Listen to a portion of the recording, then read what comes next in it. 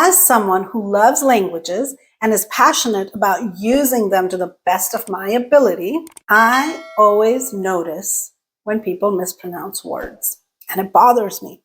It's a curse. Here is a word that I have often heard mispronounced. memoir. So in today's video, we are going to learn how to pronounce this word correctly, and we're going to talk a little bit about its origins and why it's pronounced the way it is, and then look at its meaning and learn how to use it by taking a look at a few sentences. Hello, language lovers and language learners and intellectually curious folks everywhere. My name is Bakul Soman, and welcome back to my channel. As always, if you like my videos, please take a moment to like, subscribe, hit the notification bell, and don't forget to leave me your comments. All right, so let's go right to it. memoir.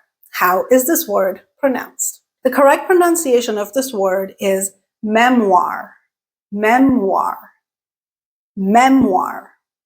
So the O-I-R at the end of the word make the war sound. Memoir, war.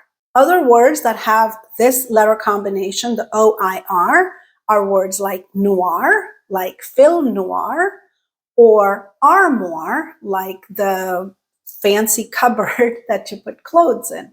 All three of these words, noir, armoire, and memoir, are derived from French, and hence they follow French pronunciation roots. And in French, O-I-R make the OR sound. Okay? So memoir, armoire, noir. Okay? OR. The word memoir in French means memory or reminiscence, and that in turn is derived from the Latin memoria, which also has to do with memory or remembering. So what does the word memoir, as we use it in English, what does it mean? So a memoir is a very specific type of literary work. It is not an autobiography. Okay, it's different from an autobiography. An autobiography is typically somebody's entire life story, birth to wherever they are at that point in their life.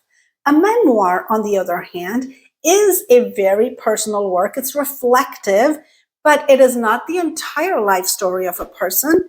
Rather, it focuses in on specific themes or maybe a certain portion of that person's life. Okay, so it is kind of autobiographical in the sense that the person is writing about their own life, but its scope is much more narrow.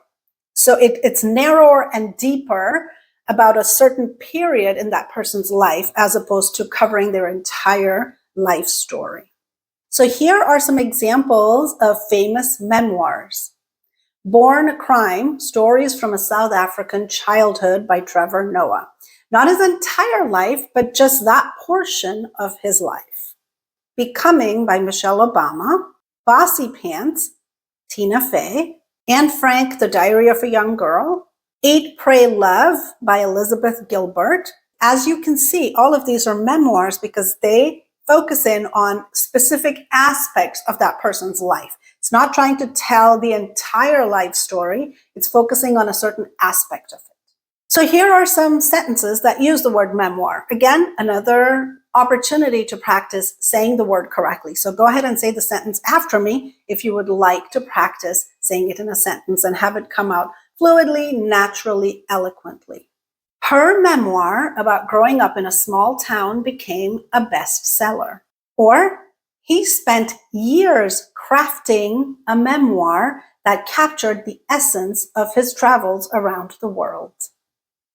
Again, as you can see in both those examples, we're not talking about covering the entire life story of that person, but rather it focuses in on a specific portion of that person's life and usually delves deeper.